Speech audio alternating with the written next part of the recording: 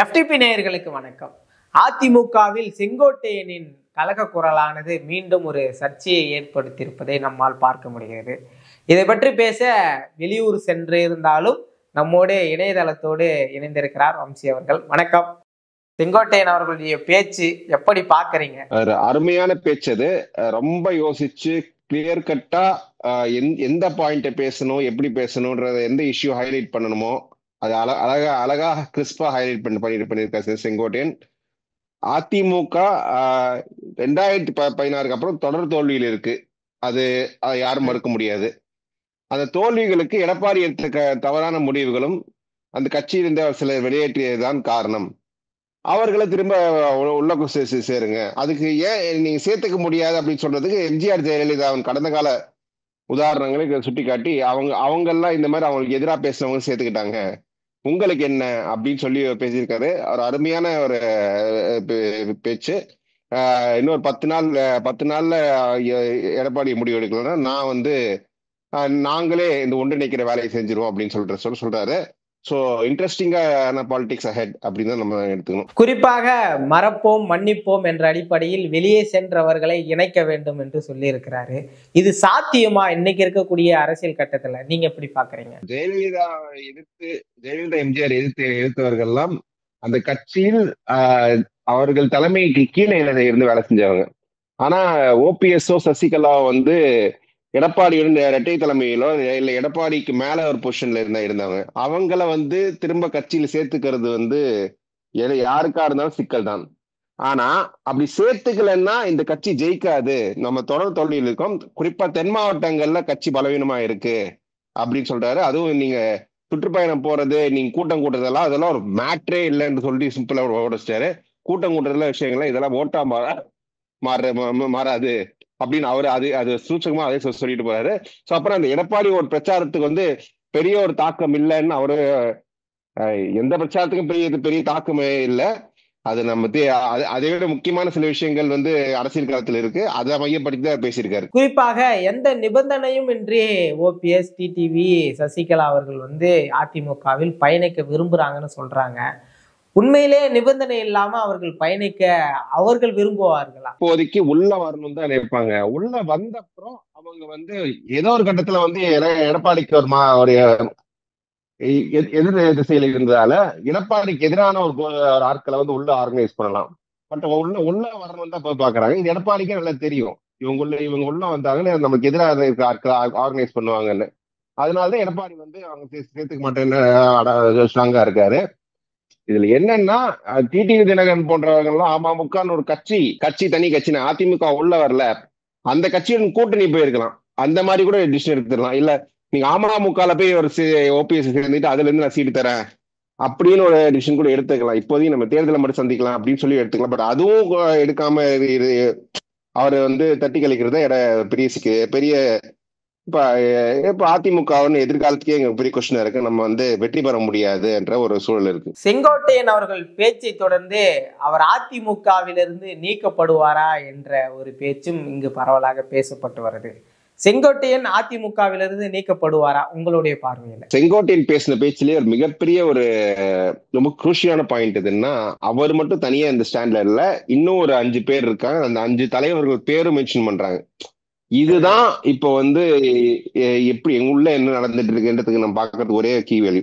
நான் 5 பேரும் நாளைக்கு ஈவினிங்கே உட்கார்ந்து இல்ல நாங்க செங்கோட்டையன் சந்திச்சு அப்படி பேசல, நாங்க எடப்பாடி பக்கம் தான் நிக்கிறோம் சொல்லிட்டாங்கன்னா, செங்கோட்டையன் தனித்து விடப்பட்டிருக்காரு. அவர் கட்சியில் இருக்கிறது ஒண்ணு இல்லாத ஒண்ணுதான். அவரு கட்சியில் தப்பினா யாரும் கேட்க போறதில்ல. ஆனா யாரும் கேட்க போறது ஈரோடு மாவட்டத்துக்குள்ள பிரச்சனை இருக்கும், அது வேற. ஆனா இதே இந்த 5 பேரும் ஒரு அமைதி காத்தாலோ இல்ல செங்கோட்டையின் பக்கம் நின்றுட்டாங்கன்னா அப்ப இது பிரச்சனை பெருசு. இது சும்மா ஒரு நீக்கத்தால எல்லாம் எடப்பாடி சரி பண்ண முடியாது. இது ஒரு ஸ்பிரிட்டை நோக்கி தான் போகுதுன்ற அந்த மாதிரி தான் காட்டுது. என்ன பொறுத்த வரைக்கும் செங்கோட்டையின் ஒரு சீனியர் லீடர் இந்த 5 பேர்கிட்ட பேசிட்டு தான் இந்த பிரஸ் மீட்டிங்க வந்திருப்பாருன்ற மாதிரி தான் நான் நினைக்கிறேன். அவங்க என்ன 5 பேரும் நம்ம களத்தை பாக்குறாங்க, இப்படி இருந்தா ஜெயிக்க முடியாதுன்னு அவங்களும் தெரிஞ்சிருக்கும். அதனாலதான் இப்ப அவங்க 5 பேர் தைரியமா சொல்றாங்க. அந்த 5 பேர் என்ன ஸ்டாண்ட் எடுக்கிறாங்க, எடப்பாடி ஃபர்ஸ்ட் அந்த 5 பேரை கை கொள்ள போட்டுட்டு நீங்க இவருக்கு எதிராக பேசுங்க அப்படின்ற மாதிரி ட்ரை பண்ணுவாரு. என்னை பொறுத்த வரைக்கும் அந்த 5 பேர் வந்து இன்றைக்கு இருக்க சூழல்ல கொஞ்சம் மௌனம் காப்பாங்கன்னு நினைக்கிறேன். குறிப்பாக செங்கோட்டையன் அவர்கள் வந்து 5ஆம் தேதி மனம் திறந்து பேச போகிறேன்னு ஒரு 4 நாட்களுக்கு முன்பாக சொன்னார். ஆனா அதிமுகவிலிருந்து எந்த ஒரு பதிலும் பெரிய அளவுல வந்த போன்று நமக்கு தெரியவில்லை. இந்த பேச்சுக்கு பிறகாக அதிமுகவின் ரிப்ளையா என்ன இருக்கும்னு நீங்க நினைக்கிறீங்க? அதுதான் நான் சொல்றேன். அதிமுக ரிப்ளை என்பது தனி, இது 5 பேரோட ரிப்ளை தான். ஒன்னு கரெக்டா இப்ப என்ன பண்ணணும், முதல்ல இந்த 5 பேரை விட்டு பேச வச்சிருக்கணும். அதுதான் எடப்பாடி இமீடியட் ட்ரை பண்ணாரு. அப்ப அவர் வந்து 5 பேர் மௌனம் காக்குறாங்கன்னா அப்ப பிரச்சனை வேற ஏதோ இருக்கு. நம்ம செங்கோட்டையன் நீக்கிறதுன்னு போனோம்னா இவங்க 5 பேர் எப்படி ரியாக்ட் பண்ணுவாங்க அப்படின்ற நமக்கு தெரியாது. ஆனா அதிமுகவை பொறுத்தவரை இந்த 5ஆம் தேதி மனம் திறக்க போறேன்னு சொல்லும்போது அங்கிருந்து உள்ளூர் நிர்வாகிகளை வச்சு எடப்பாடி ஏதோ செங்கோட்டையனுக்கு எதிராக சில கருத்துக்கள் பேச வச்சிருக்கணும். அது அவரால் பண்ண முடியல. சோ அப்ப வந்து இப்ப பிரச்சனை பொது வழியில் வந்துருச்சு. இப்ப இந்த 5 பேர் என்ன முடிவு எடுக்கிறாங்கன்னு பொறுத்துதான் இருக்கு. அது மட்டும் இல்ல, இப்ப முக்கியமான விஷயம் வந்து ஃபர்ஸ்ட் மேஜர் ரியாக்ஷன் அப்ப நயினார் நாகேந்திரன் வந்து செங்கோட்டையன் கருத்தை வந்து வழிமுறைஞ்சு அதிமுக எல்லாம் ஒன்றிணைந்து செயல்படும், நாங்க வேணா அது மீடியேட் பண்ற மாதிரி ஒரு கருத்து சொல்லியிருக்காரு. இது எடப்பாடிக்கு ஃபர்தர் செட்பேக். ஏன்னா நாங்க கட்சி ஒன்றிணையன்னு சொல்ல செங்கோட்டையனை நீக்கிற எடப்பாடி அப்போ கட்சி ஒன்றிணைன்னு சொல்ற பாஜகவுடன் கூட்டணி முடிச்சுக்கணும். அதை அவர் பண்ண மாட்டாரு. ஸோ இப்போ அதுக்கு என்ன ரியாக்ஷன் வரும்? அது மட்டும் இல்ல, அது அந்த ரியாக்ஷன் பின்னணியில் என்ன இருக்கு? ஒருவேளை ஓபிஎஸ் பின்னாலுக்கு மறவர் சமூகத்தின் வாக்குகளுக்காக நயினார் மட்டும் தனிச்சையா பேசுறாரா, இல்ல நயினார் பின்ன டெல்லி இங்க இருக்கிற பாஜகவோட ஆதரவாளர் சில பேர் இருக்காங்க, பாஜக திட்டமிட்டதுல இருக்கா, அதுவும் பார்க்கணும். செங்கோட்டையன் தரப்பு பாஜக இதுல எந்த அளவுக்கு இதுல கமிட்டடா இருக்காங்க அதை யோசிக்கணும். ஏன்னா ஓபிஎஸ் தினகரன் பெருசா ஒரு அப்பாயின்மெண்டே கொடுக்காம அவங்கள அதை உதாசீனப்படுத்தினால்தான் வெளியே வர்றாங்க. அதே இப்ப நாளைக்கு பாஜக நம்பி செங்கோட்டையன் ரிபல் பண்ணா இவருக்கும் அதே நிலைமை ஆகலாம். அவங்க செங்கோட்டையன் வச்சு சீட் அதிகமா பேரம் பேசுறாங்களா என்னன்னு பேசுறாங்க. ஸோ பாஜக வந்து எனக்கு தெரிஞ்சு அவங்க பேரம் பேசுறதுக்காக இந்த ஆதரவு கொடுக்குறாங்களா, உண்மையே களத்தை பதவி இழுக்கிறாங்களா? இவர் நயினாரை பொறுத்தவரை அங்க மறவர் சமூகத்தின் ஒரு ஃபேஸ் ஆட்டு ஓபிஎஸ் அமைச்சிருக்கு. ஓபிஎஸ் எதிர்க்கக்கூடிய பொசிஷன்ல அவர் இல்ல. அவர் வந்து அந்த அந்த ஒரு லைன் தான் எடுக்கிறாரு. ஸோ ஒரு என்டிஏக்குள்ள ஒரு குழப்பமான நிலை தான் இருக்கு. இல்ல எப்படி வரும் 10 நாளுக்கெல்லாம் தெரியும் இது எந்த திசையை நோக்கி போகும், இது எப்படி ரியாக்ஷன்ஸ் வரும்னு. எடப்பாடி இப்ப அடுத்து என்ன மீடியா சந்திப்பாரா என்னன்னு தெரியல.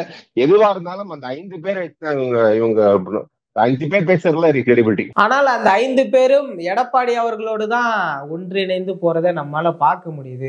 அப்படி இருக்கும்போது செங்கோட்டையன் அவர்கள் வந்து தனித்து விடப்பட்டு விட்டார் தானே நம்மளால பார்க்க முடியுது. ஒன்றிணைஞ்சு இது நேற்று போனார். இன்னைக்கு ஒன்றிணைஞ்சு போறவங்க வந்து செங்கோட்டையனுக்கு நாங்க ஆதரவு கொடுக்கலன்னு வந்து ஓப்பனா பேசினார்ல. அப்படி ஓப்பனா செங்கோட்டையன் ஐசோலேட்டட். அதுக்கப்புறம் செங்கோட்டையன் வந்து இஸ் ஃபைட்டிங் லூசிங் பேட்டில் தான். அவர் கட்சி இருந்து போறது ஒண்ணுதான், போகாத ஒண்ணுதான். உள்ள அதுக்கு மேல மரியாதை இல்லை. ஆனா அமைதி காத்தாங்கன்னா அப்பன்னா உள்ளுக்குள்ள நெருப்பு புகஞ்சிட்டு இருக்குன்னு அர்த்தம். இன்னைக்கு செங்கோட்டையன் என்னை தெரிஞ்ச எனக்கு தெரிஞ்சிடும் அவங்க 5 பேரோட பேசிட்டு தான் அந்த பேரை சொல்லுவார், இல்ல சும்மா இல்ல பேரை சொல்ல மாட்டாரு. அதுவும் நான் அறிஞ்ச வரை இன்னும் நிறைய பேர் இதே மனநிலையில் இருக்காங்க. அப்படின்ற போது அவங்க வந்து இப்ப யாரோ ஒருத்தர் முன்னெடுக்கணுன்றதுக்கு அப்புறம் ஃபர்ஸ்ட் ஸ்டெப் எடுக்கணும்னு சொல்லியிருப்பாங்க. செங்கோட்டையன் சீனியர் லீடரு அந்த ஸ்டெப் எடுத்துட்டாரு. அவர் பின்னா நான் எப்படி தெரியலா இருப்பாங்க. எனக்கு நம்ம எல்லாம் களத்தை பாக்குறோம், நம்ம கூட ஒவ்வொரு தொகுதியும் அனலைஸ் பண்றோம், எல்லாம் பாக்குறோம். அதிமுகவுக்கு தென் மாவட்டத்திலும் டெல்டா மாவட்டத்திலும் ரொம்ப பலவீனமா இருக்காங்க. இப்ப தினகரன் கூட கூட்டணி இல்லாதது ஃபர்தரா அந்த அணிக்கு ஒரு பெரிய செட்பேக் கொடுத்துருக்கு. அப்படி இருக்கும்போது அங்க இருக்கக்கூடிய தலைவர்கள் வந்து தாங்கள் மறுபடியும் வெற்றி பெறுவதற்கு என்ன வழியோ அதான் பார்ப்பாங்க. இல்ல கொங்கு மண்டலத்தை சேர்ந்த சில பேர் சொல்லும் போது அப்ப கொங்கு மண்டலத்திலே இப்ப செங்கோட்டையன் போன்றவர் ரிவோல்ட் பண்ணா அதுவே சிக்கலாகும் நினைக்கிறாங்க. ஒருவேளை வெளியே சென்றவர்களை ஏற்றுக்கொள்ளவில்லை என்றால் அந்த மனநிலையில இருக்கிறவங்கள ஒன்றிணைந்து நாங்க செயல்படுவோம்னு சொல்லி இருக்கிறாரு.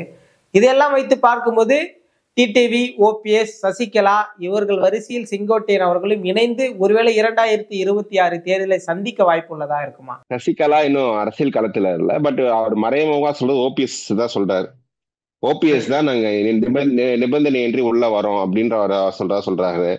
ஓபிஎஸ் தான் கட்சியின் மூத்த பொறுப்புல இருந்தவங்க நம்ம நீக்கி இருக்கோம் அப்படின்னு ஓபிஎஸ் தான் ஹைலைட் பண்ணி சொல்றாரு. தென் மாவட்டங்கள்ல தான் பாதிப்பு இருக்குன்னு சொல்றாரு. இதை வந்து இவர் எடப்பாடி சரி கட்டலன்னா தேர்தல் நிக்கிறதே வேஸ்ட், நம்ம தோக்குற தேர்தல் நின்று இருக்கோம் அப்படின்ற மாதிரி மறைமுகமா சொல்றாரு. அப்ப அது நிக்கலன்னா அப்ப போதுமான சப்போர்ட் உள்ள இருந்ததுன்னா அந்த ரெபலியன் எடுக்கலாம்ல.